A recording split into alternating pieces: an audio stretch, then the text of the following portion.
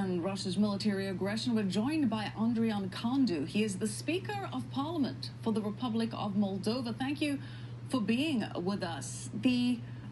Russia's President Vladimir Putin, speaking at the G20, has threatened to continue the war in Ukraine until the government is changed, as we've been discussing. This follows Russia's seizing of Ukrainian ships and sailors in the Kerch Strait after what it contends was an intentional clash.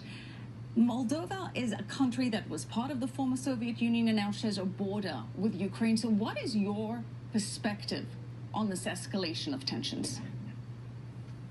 Well, definitely. Thank you very much and good evening.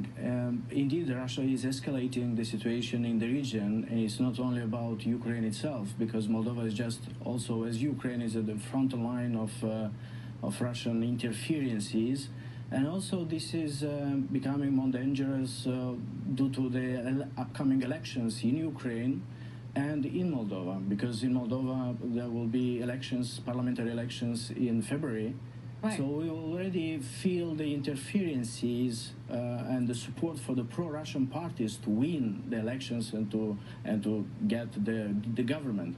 And of course, by interfering in Moldova political affairs or in Ukraine, then is to get the control over these countries and actually is to restore the Soviet Union, because it seems to be that this is the plan. Okay, let's focus on these elections, the parliamentary elections in Moldova that you just touched on. As you say, February 24th is when they're scheduled to be held, and it's understood, as you say, that the Russians are favoring the pro-Russian President Igor Dodon's socialists to win the election against the incumbent coalition. When we say that there's risk of interference, what form would that take? What could that be? Well, there are different forms of interference. I would say those hybrid tools that we call them.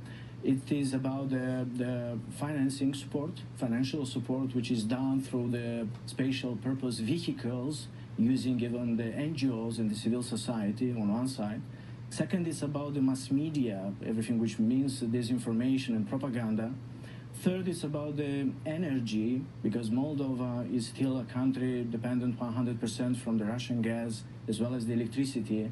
And definitely this is not a business, it's about the power and it's about the political tools. Fourth, I would say, it's also the territories which are unfortunately not controlled by the central government, like in our case, Transnistria, where it's an occupied territory and we have military presence, military troops, Russian military troops are there.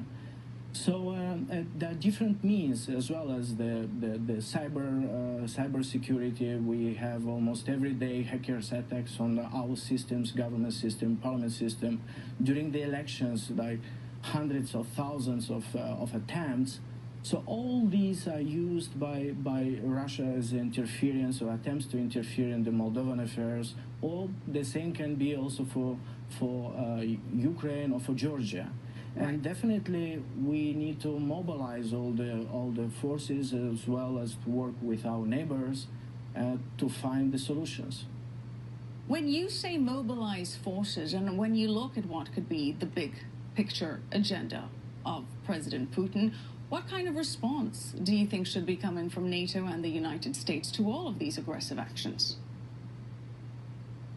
Well, definitely it's to be engaged. That's the most important. It's irrespective of some political movements and domestic affairs in Ukraine, or satisfactions for the reforms, or better results or delays in some of the reforms. Definitely the United States should stay engaged in the region, because it seems to be that the Cold War is not over, and it's really dangerous to lose countries like Ukraine or Moldova. And when speaking about the support, we can start with energy infrastructure. We can start with finding solutions for the cyber security, also working with US agencies in this respect, also in terms of intelligence. And why not to look for better shape of the army and defense and security. I'm not talking only about military defense, but generally the models which can be used. Right. And when speaking about the mobilizing in the region, it's also for us to work with Ukraine and Georgia. We're going to have to leave it there. Thank you so much, Andrian Candu. We'll be right back. Thank you.